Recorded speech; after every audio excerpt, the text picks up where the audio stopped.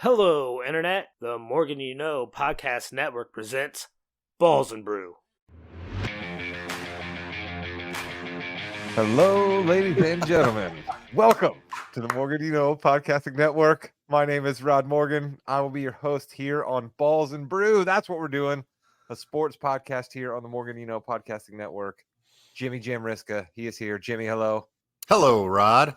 Jimmy, you will be producing this podcast. You produce every podcast here on the network, as well as host a couple of shows. You will show those chops here in just a second, but let me introduce the gentleman on the bottom of the screen for you folks watching us live on Facebook now or on Twitter or watching this later. It's Chris King. Chris, hello. I'm going to tell you guys something. I am an old man, and I cannot handle games like Game 1 in the Eastern Conference Finals very much, all right? We will talk about Game 1 and Game 2 in the Eastern Conference Finals and maybe even a little bit of the Western Conference Finals here in just a second when Jimmy Jamriska runs us on the fast break. But we are, of course, going to start where everyone has started in the world of the NFL. We are talking Chiefs place kicker Harris. No, we're absolutely not doing that. We're going to the fast break right now. Jimmy, let's go. Well, welcome to the Fast Break, the fastest 15 minutes in the NBA. If you are a Pacers fan, if you are a Celtics fan, or, you know, those Western Conference teams too, throw something in the chat. We definitely want to hear your feedback, how the refs stole this game again from the Pacers. Chris King, I have a question for you. If Tyrese Halliburton is out in Game 3, which he's got that hammy going in Game 2, is that a good thing or a bad thing for Indiana? I mean, you had to think about it. I think that Indiana can win or lose with Halliburton on the court right now. I think that it is a plus if he is healthy for us. I still think even if he's not there, we can still win these games at home. Okay, Rod, I got a question for you. How many Jaylen Brown can't dribble comments were made today? That's very true. I have been quite critical of Mr. Brown in the past, and he has made me look foolish this year. I think this is possibly his greatest season actually as a Celtic, and he didn't make the All NBA team. So I don't know if that speaks to a hatred towards Jaylen Brown or more to just the talent across the league. I think it's probably more the latter than anybody actually hating on Jaylen Brown. But he showed up tonight early, right? The other Jason Tatum didn't quite have it. He was missing some shots early, and Jaylen was taking it to the rack often, and I got to give the guy credit. He was really, really good. And no, you're right. I was not talking about how he can't dribble, which I'm not entirely sure that we would give him an award for best handle at this point, but I was not making any cracks this evening, Jimmy. You're correct. No, I believe it's 35 or 6 or however many points they ended up with tonight. Kind of are shutting some people down. The big shot he hit in Game 1 as well. Listen, the Celtics are kind of hitting their stride right now, and they do not have Kristaps Porzingis. And they may not need him for another week and a half anyway, just because of how well they're going against the Pacers here. Chris, I know you have watched every single second of every single game in the playoffs for the Pacers. Good news, they're still running. They're still getting points as quickly as they can. Bad news is they cannot play defense. Is there any shot that the Pacers come back and win Game 3 at home? Yeah, I think it is. I don't think they need to change that much from what they were successful at in Game 1. All right, the Pacers cannot rely on their defense. It's not that good. What Correct. They can't do is fail to score in the paint, and they did not score in the paint in Game 2.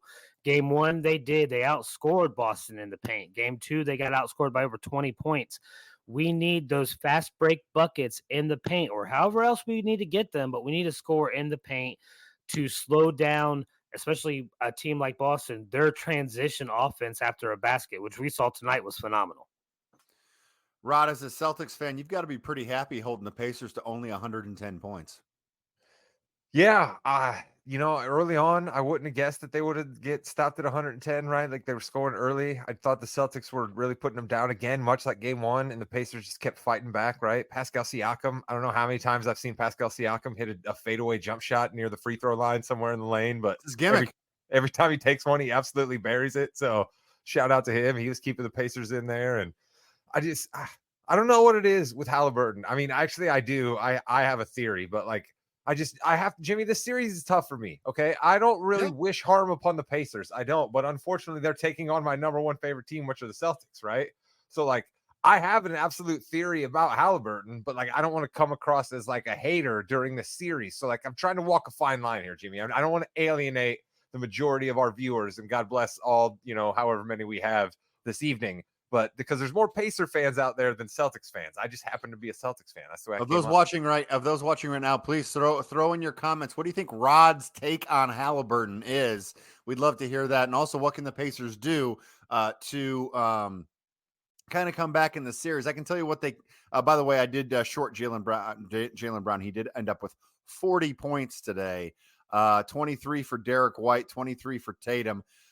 Chris King, Siakam. First of all, he's going to get paid. He's going to get paid a lot of money. 28 points. He's the one who should have taken that last shot in game one. No question about it. Halliburton should not have done that at the end of regulation. I don't see how Miles Turner goes a whole half without scoring against the Celtics, Chris. Yeah, that was when I first saw that stat. That was even halfway through the second quarter that he hadn't scored yet. He had 13 minutes, 0 points, 3 fouls. All right.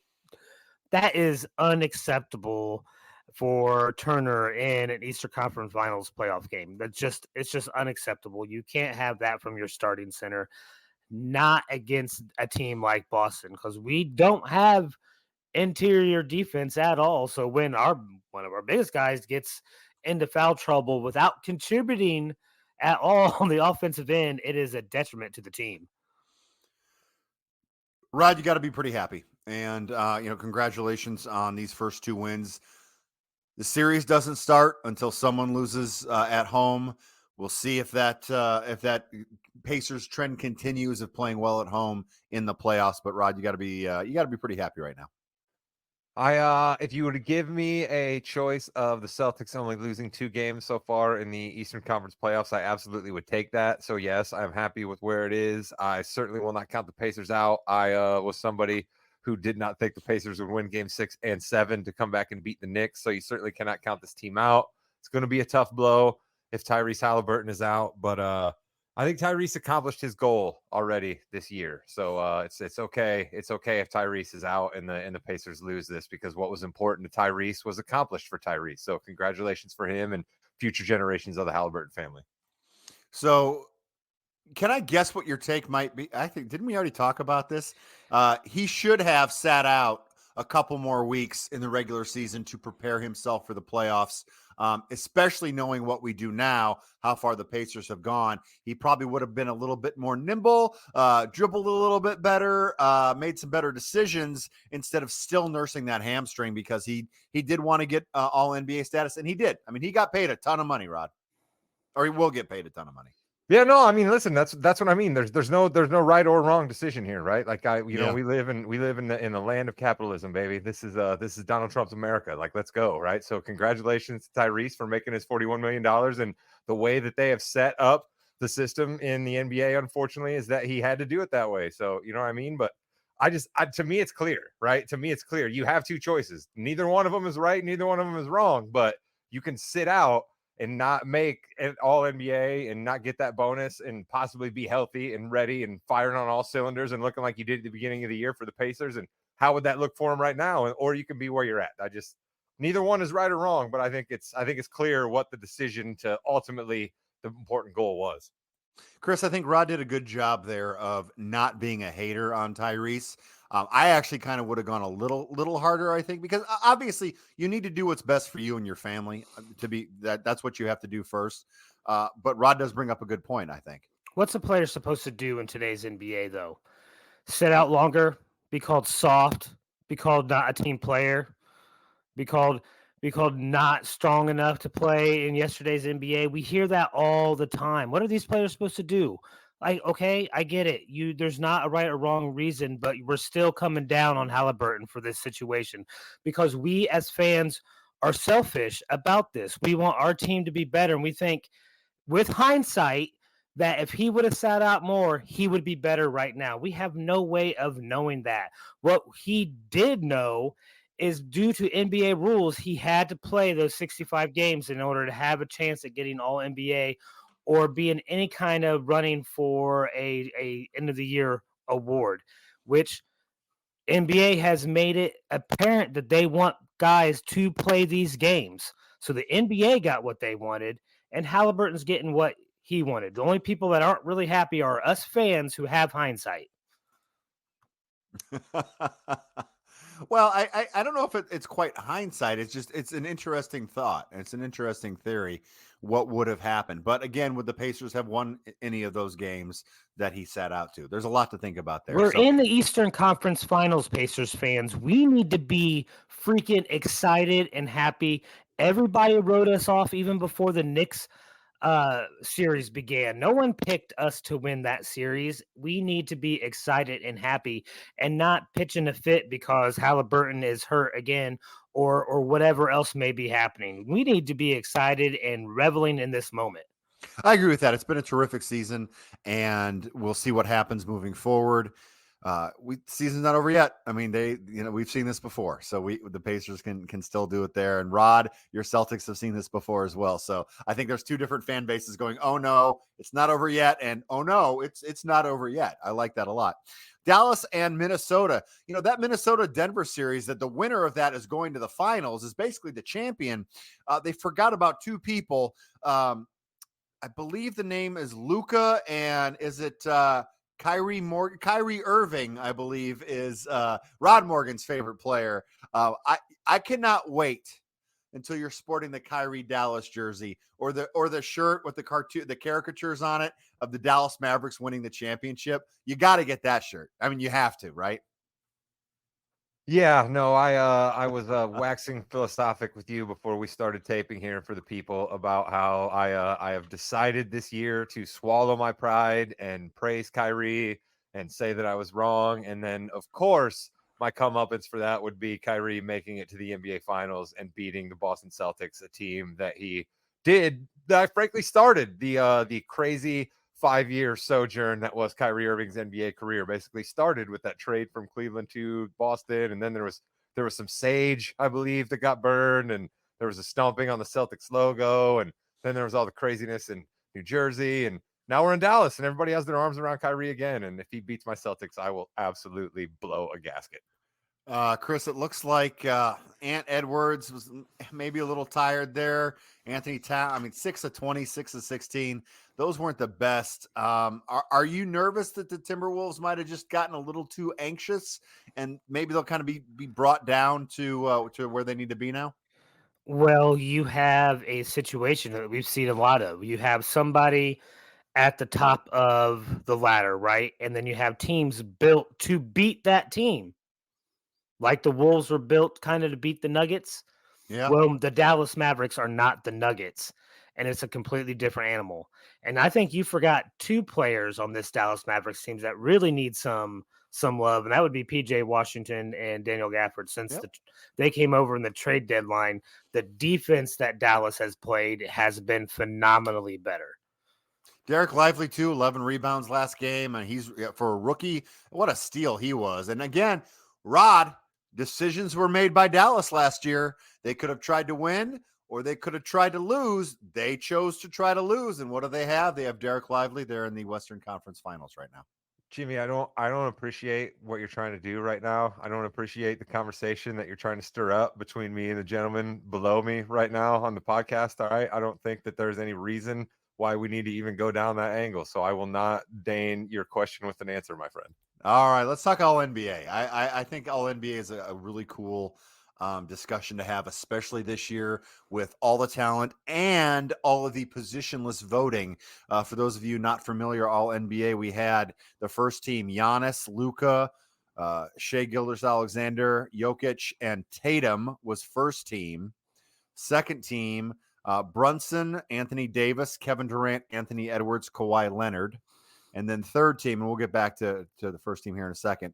Devin Booker, Steph Curry, Tyrese Halliburton, LeBron James, and Domantas Sabonis. So really, guys, it looks like they kind of stayed in mostly the position by position instead of going positionless. There was like a 4 guard in there somewhere. But Rod, how do you think the voting went overall? And then your first team, did you think that they got the first team right?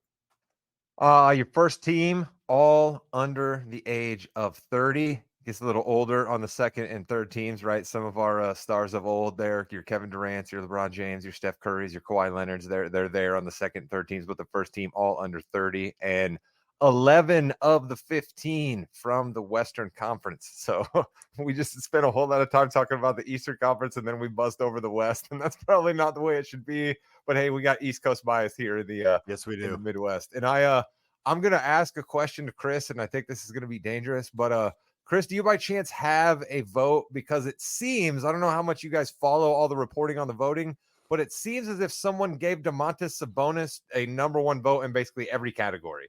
He had a vote to first team all defense. He had a vote for all defensive player of the year. He had a vote for MVP. He ended up cracking the third team. I mean, like somebody gave Domantas Sabonis votes all across the board, Chris, and I'm wondering if it was you. There's a lot of things you don't know about me, Rod, and I'll probably stay that way for a while.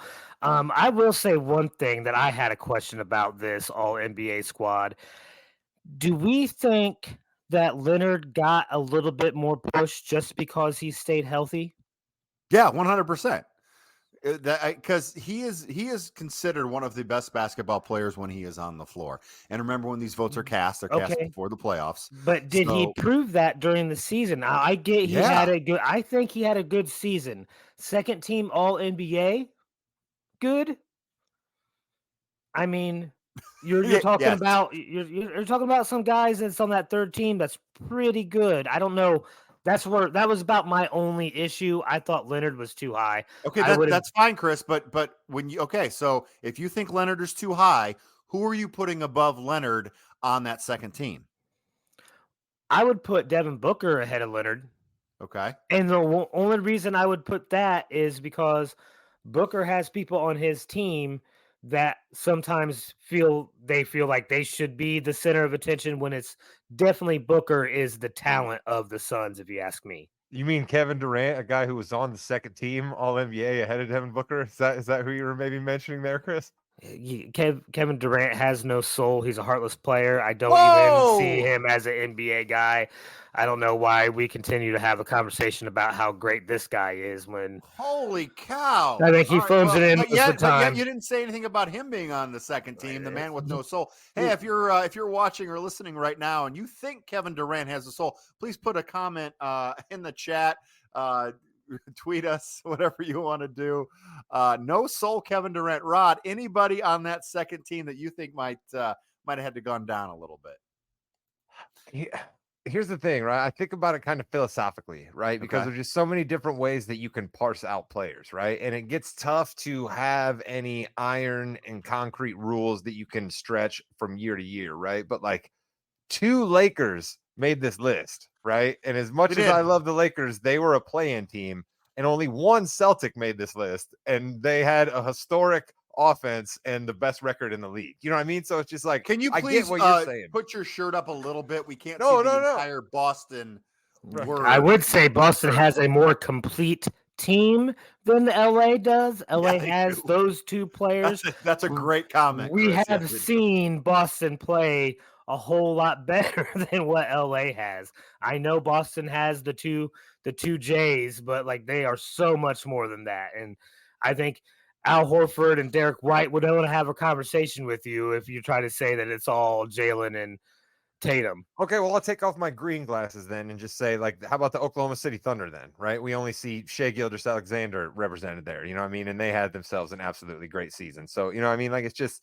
I love LeBron. I don't want to be seen as I'm coming out against him. And Anthony Davis had one of the best seasons since he was a New Orleans Pelican. So, I mean, he probably deserved to be there, but it's just, and then the Suns were just an icky team all year long. It's just like All NBA to me, I guess what my point is here, really is more about just individual greatness, and I shouldn't attach any team kind of stuff to it. That's more for MVP and for other awards, I think. It is strange that both Jalen Brunson and Anthony Edwards made that second team. Obviously, they did very good, but I think their playoff run has even heightened that And I think that's a really good for the league to have those two people in there as well. That third team with Booker and Halliburton, they received the lowest of the votes that got in, 75 and 70. But Sabonis had 105 votes, so that one first place vote really didn't do much. He was going to get in anyway. And I think come a lot on, of people though. didn't That think he was guy's got to to be outed. That guy or gal, excuse me, because it could be. Agreed. You know Agreed. I mean? Could be That anybody. person's got to be outed. Yep. 100%. I think that should. But let's look at those who didn't get in. Rod, you mentioned Jaylen Brown. Would you put Jaylen Brown over Booker or Halliburton?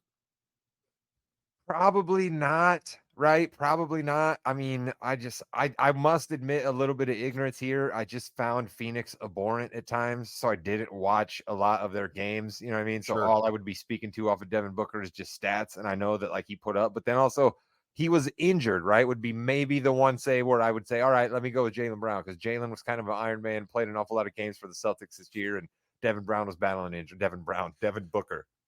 But all of them, seriously. Yeah. I think that the money that Tyrese Halliburton earned from his position had a lot of influence on the voters in this one, because as someone who loves Tyrese Halliburton, my son has his jersey, thinks he's the greatest thing ever.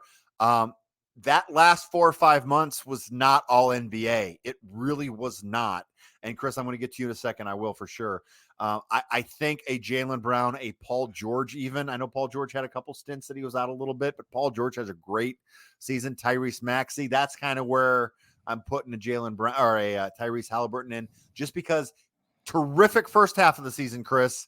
That second half was not as good. I think maybe you're going to see where the importance of that in-season tournament can come into play. There was a lot of nationally televised games at the beginning of that season during that tournament where we saw some of Halliburton's best work, right? We saw some of Anthony Davis and LeBron James's best work. That was early in the year, in-season tournament. People got excited. They saw those guys play. That stays with you the whole season. Shout out to DeMar DeRozan getting one third place vote. Bam Adebayo, my boy, getting about 7 points worth of votes. Paolo Banchero was on there. Zion got some votes. Victor got some votes. All in all, really good. Hey, I'm glad you brought up Victor. Jimmy, can I go there for just a second? Let's go. Can we slow down on Victor, please? Can we slow down? Dude. But I don't want to be a hater. I want to be for Victor's sake here. Can we slow down? Like, we are absolutely setting the guy up to fail at this point with how freaking excited people are getting at this point, right? I'm hearing people throw out, he could be a top 10 player in the NBA when we start next year. He could be a legitimate MVP. He could be a top 5 player by the start of his third season. Like, let's calm down. I believe in the guy. I was proven a little bit wrong. I thought he'd be a lanky guy from a foreign country who just wouldn't be able to find his way here. We've seen that before, right? Of somebody that comes over awfully tall, little skinny, not really able to make it. He doesn't seem to have it. He seems to have that fire, but can we just please slow down and let the kid play before we put all this pressure upon him? The team was terrible this year. They'll probably be terrible again next year. This kid is living in San Antonio. Can we get this boy a brisket? Get some meat on his bones, all right? Get him some brisket. You have to slow down a little bit, because if he doesn't have the team around him, it doesn't really matter how good he is. They're not going to be anything. I know that people say, well, LeBron did this and Kobe might have done that with some bad teams, but really they need to get some players around him to help him out with that. Kobe rode the bench when he first came into the NBA. That's not an apt description. LeBron's the only one that has really came in straight from being an amateur high schooler kind of into the NBA to make a mark like Victor has. So you're talking about once in a generational type talent. We don't know if he's that yet. I mean, he didn't help San Antonio. He didn't get San Antonio to the playoffs, and I'm pretty sure LeBron did with Cleveland and that sorry team. See, Jimmy, you need to calm down. You and Kevin O'Connor, all right? He's somebody I'm talking about right now. He really needs to calm down. And I think that's just because Wembanyama agreed to do that interview with him. Yeah, you know what I mean? Oh, well, that too. Yeah. No, it's more the defense than the interview. Yeah. Hey, for those of you watching and listening now, we do this once a week. We do Fast Break. We do Balls and Brew. Usually we talk some football as well. We talk some gambling during the football season. That's a lot of fun. We're going to be talking a lot of NFL coming up soon. We've got NBA all the time, but also we have our wrestling show, the Yeah We Know podcast, In the Ring with Jimmy, Rod, and Chris, which is going to be coming up. Right now we're going to talk about that here in a second. For those of you who have not watched wrestling in a while, come on back. We've got me, Watch Wrestling Forever. Rod's been back for a few years. Chris, after he got his antenna fixed, and not the satellite, no, antenna fixed. We figured in the black and white TV turned to color.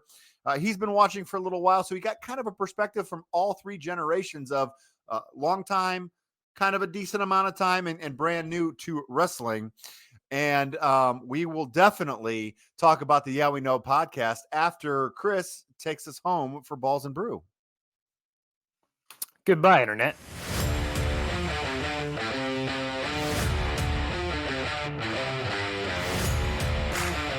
Welcome to the Yeah We Know podcast, part of the More You Knows podcasting network. You're in the ring with Jimmy, Rod, and Chris.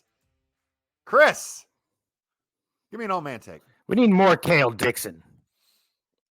All right, and let me explain. Not necessarily. Let me talk to you. Not necessarily Kale Dixon, but give me these schlubs. All right, give me these schlubs who I don't know nor care about what happens to them in the future to get beat up by these big guys. All right, people come to these events. People go to Raw and SmackDown, and they want to see their favorite wrestler. Bring out more schlubs like Kale Dixon so more wrestlers can get 5-10 minute matches where you just see them beat down a schlub and show off their best moves and give everybody what they want. Like more Kale Dixons, please. Fascinating that you're going that direction. I really appreciate that. That's interesting because we were there in the late 80s, early 90s, all the way up until the Attitude Era where that's all you had. That's everything you had on every show. And Rod, what did the people want when that's all we had? They wanted stars to fight stars, and they wanted big matches, right? And my answer would be, we don't need guys like, what was his name? Kale Dixon. Kale Dixon. We have Berto and we have Angel, right? I mean, we have plenty of guys who absolutely never win, like are just on the roster and can lose. It's absolutely okay. Like that's just fine. Rod, what are you hot about today?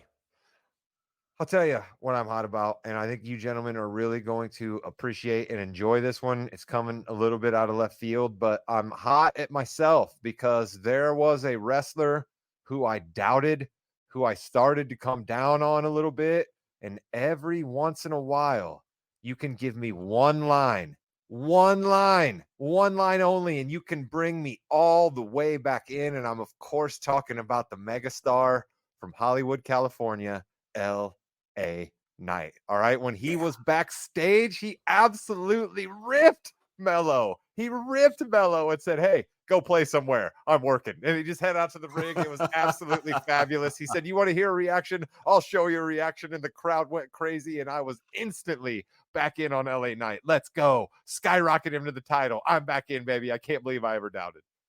Chris, how excited were you when L.A. Knight took a little look at Logan Paul?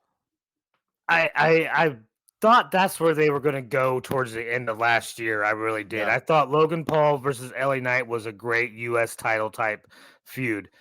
So I think that can still work. However, I mean, maybe after this weekend, Logan Paul's the grand champion, right? I mean, is that what is a possibility? He could walk out of Saudi Arabia with 2 belts or no? I can't remember now.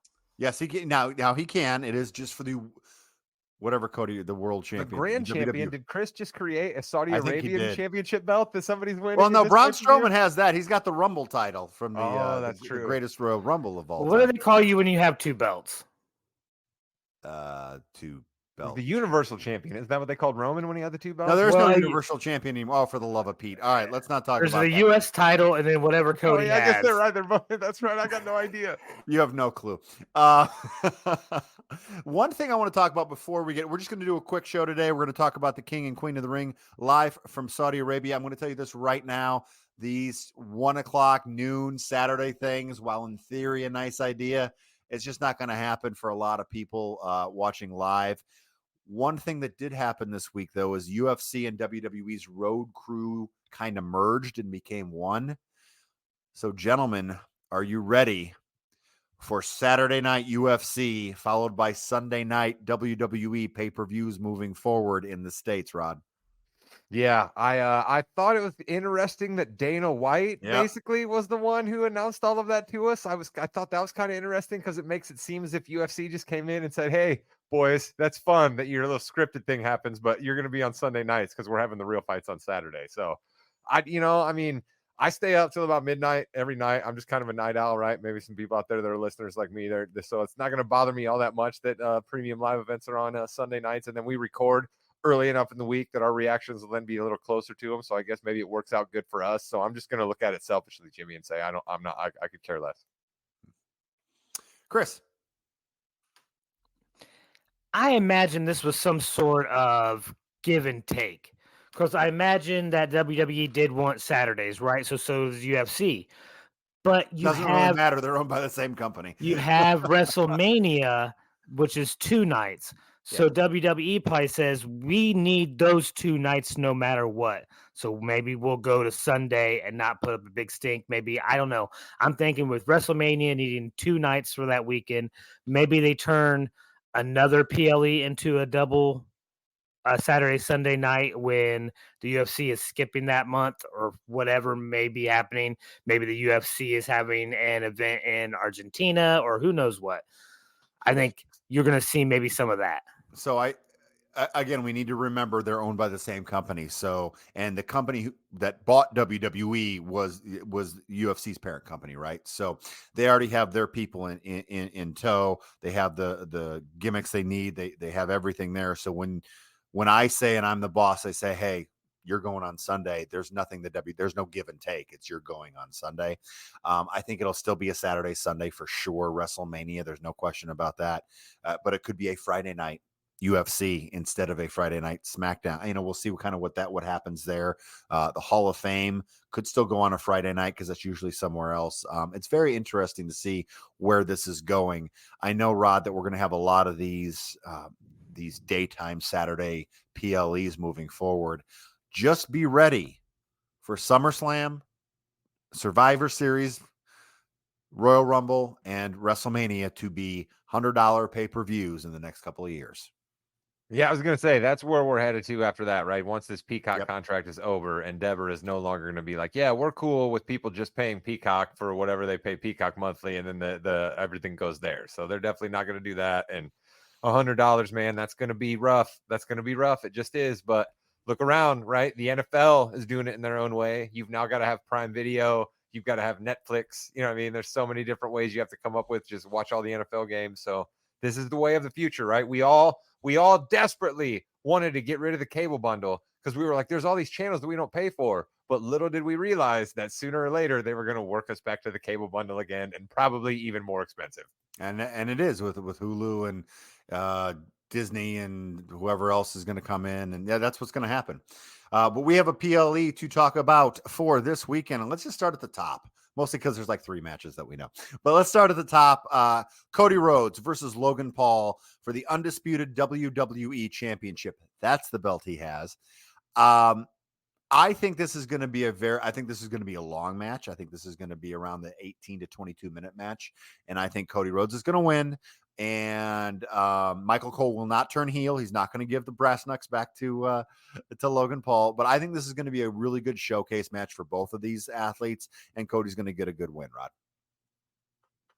Yeah, Cody's not going to lose the belt in Saudi Arabia. If this was somewhere other than over in Jeddah, I might be convinced that we were going to see a quick takeaway of the belt from Cody, because they just seem to really have no idea what to do with him. So you could convince me that then they'd be like, all right, since we don't really know what we want to do with him, let's not have it go sour. Let's just gain some extra heat by taking the belt off of him and putting it on Logan Paul. But because it's Saudi Arabia, I think you're right. Cody's going to win this. But I think Logan's going to pull off one of his incredible deals, right? We're going to see something, right? Because Cody's really, really good at getting walloped on, right? I don't know if Cody's good for like doing the viral moment, but he's really, really good at getting walloped on because he's an expert professional wrestler. So Logan's going to do something to Cody with his phone, with a guy dressed in a Prime suit on top of the Prime logo. Something wild's going to happen that's going to get a bunch of clicks, and then they're going to talk about it Monday night on Raw about how many clicks it got over the weekend. Chris. I think Rod just gave the exact take that I took when Logan Paul won the U.S. title. I didn't think he was going to win it then. I don't know what okay, so I don't like Logan Paul and I don't wish him success, but oh my word, would the world be turned upside down if he walked out of Saudi Arabia with 2 belts? Is it the anarchist in me wants that to happen, fellas? I don't know what it is. I want chaos. What you say here is Give not me binding. chaos. So. Give me chaos. It certainly would draw a rating on Monday if that happened. I will tell you that. But also Monday is Memorial Day and one of the worst days to watch anything on any television. So if you want a rating spike, that would be it. I can't see them doing that right now, which is why they're going to do it, right? You know what? Would you be excited though, Jim? Would you really be excited? Somebody who rallied on this podcast for 2 years, almost like a preacher in a tent revival for Cody Rhodes. Would you really be that excited that he lost the belt this quickly? Well, it's better than the alternative of them not knowing what to do with him for the next 4 or 5 months. That's the only reason you could convince me that they give it to Logan here, because I'm with you. You always say the WWE's not great with long-term storytelling, but we've seen baby faces. Babyface champions has been tough. That's very true. And Cody's such a white meat babyface that there's just not a lot of ways you can go. Yeah, but can you go with a possible King of the Ring versus the world champion? When Gunther faces either Randy Orton or Tama Tonga for the King of the Ring. Please, it's Saudi Arabia. You gotta think it's gonna be. First of all, I think it's gonna be Gunther and Randy Orton. Chris, you agree? Yeah, Rod. If it's not Orton versus Gunther, should there be riots? Right? I mean, that would be completely wrong. To go that far? I mean, but it'd be wrong. It's a PLE at noon. They put in Lyra Valkyria in the final, so I mean, why not put in Tama Tonga Vailoa? I mean, what are we doing? Gunther wins the King of the Ring. Thoughts? That's fine. Okay. But I don't care. That's my thing. I don't care that Gunther's the king, right? I mean, like, he's gonna look great coming down in the crown for a couple of weeks, but then they're gonna pitch it aside and get rid of it, and it's not gonna mean anything. So, like, okay, cool. You figured out a story to tell with Gunther for a little while after you took the Intercontinental belt off of him. But like, I don't care about King of the Ring. And the minute that they put Lyra Valkyria in there on the women and just absolutely cheapened it up for me. So let Tonga Vailoa in there and let's just continue to tell yet another bloodline story. So Chris, would it make you care about King of the Ring, unlike Rod, if it was Gunther wins and then Raw says I'm challenging Cody Rhodes at SummerSlam? I think if you win King of the Ring, you should be able to challenge whatever champion you want. It doesn't have to be Cody and whatever belt. However, this is what I'm going to say. I want to see Orton versus Gunther. And I'm not sure That'd be awesome. I don't know who I would want to win. Like, part of me wants to still see this. Like, I haven't ever seen Orton, the Legend Killer. When am I going to see that? Is that coming? Let me see that Randy Orton, the Legend Killer. If I'm not going to see that, I need to see Gunther put him away to solidify his greatness, even though he just lost his Intercontinental title belt. All right, I'm going to talk about an AEW superstar here, but the only reason I'm going to talk about an AEW superstar is because he's a WWE legend. All right, and Adam Copeland. Wow, oh, man, yeah, I agree, Rod. No. I'm sorry, AKA Edge, talked about this recently, right? He talked about when he was trying to get the Judgment Day started in his end days at the WWE, he just couldn't get over as a heel anymore because he was just too over. Everybody loved him too much. There was too much history. They loved seeing him back. And that's where we are with Orton. Chris, I would love nothing more than for the Randy Orton who punts people in the face like a NFL punter to come back, right? But I just don't think fans are going to buy that. He's just too over. Everybody loves Orton, so I just don't think we could see heel Orton. Jimmy, am I wrong? I think we need to see heel Orton because we need to have a direction for him. So I could see that happening for sure. A heel Orton versus Cody Rhodes. I love it. I love it a lot. I think that would be a really good matchup. It does bring to question, though, if Gunther loses, does Gunther just go off then and just destroy everybody? And then that leads to a match maybe at SummerSlam or Survivor Series or something like that. That could happen. In a match I will go to Rod second for because he does not care at all. Lyra Valkyria versus Nia Jax or Bianca Belair. Chris, who you got winning that Jax Belair match, and who you got winning Queen of the Ring? I mean, all signs point to Nia Jax winning both, right? I guess. I mean, everything you gentlemen have taught me over the last couple of years says for me to expect this to happen because you have to continue this feud apparently between Nia Jax and Becky Lynch, right? And what better way to continue that if Nia gets Queen of the Ring and then challenges Becky? How dare you assume that Becky's winning the match against the next match we're going to talk about, Liv. Rod, I know you don't really care too much about Lyra, but that was a pretty cool move she put Io in, right? No, man, she's a fine wrestler, but like I just you if you want me to believe that the king and queen of the ring is elevated, which I Okay. would agree with you, we clearly are trying to do this year. It's hard for me to then think that someone you're just skyrocketing after being drafted weeks ago is already into the finals, right? Like that's just tough for me to take. It's tough for me to take when we had Stratton and we had Cargill and we have so many other people mixed up right in that area that she came out of. It's just hard for me to believe. So at this point, yeah, fine, absolutely. Have Nia Jax squash Bianca and then have Nia Jax squash this chick because they've botched anything that I would have cared about coming out of this Queen of the Ring bracket. Would you have felt better if Io Sky won that match and it was just a competitive match? Yes, Okay. because basically that's what we did with Mello, right? So like Yeah. I don't Yeah, true. understand why we need this. I gotta admit, I'm gonna pull a Chris here. I don't know much about her. I didn't see her enough on NXT. I only dabble in NXT, and she just never happened to be a match that I happened to catch when I would flip it on. So I just don't know why I'm supposed to like her more than people we've tried to spend time in a Liv Morgan or anyone else who's been in a, like, why should I care about her even more than Shayna Baszler, somebody that I give a bunch of crap to, right? Or Zoe Stark. Like, I just don't know why she deserved the rocket ship that she got all the way to the finals here.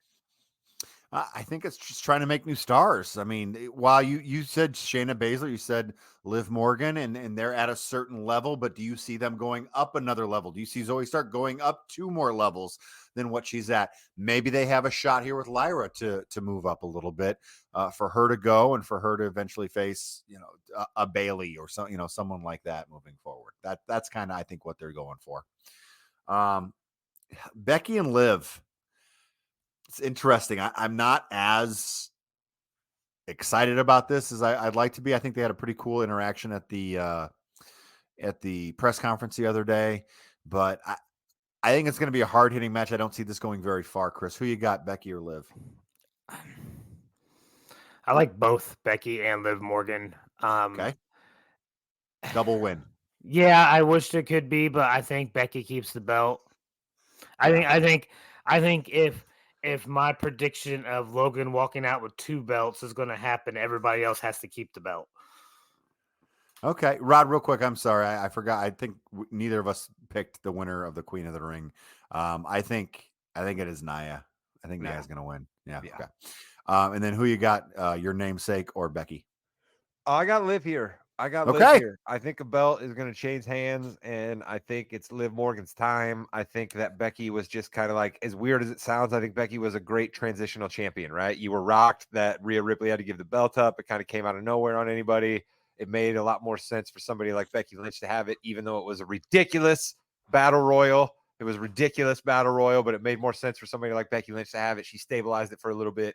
Now let's put it on Liv and let's start telling some story. I got one thing to add here. Okay. And it's more of a complaint, I guess.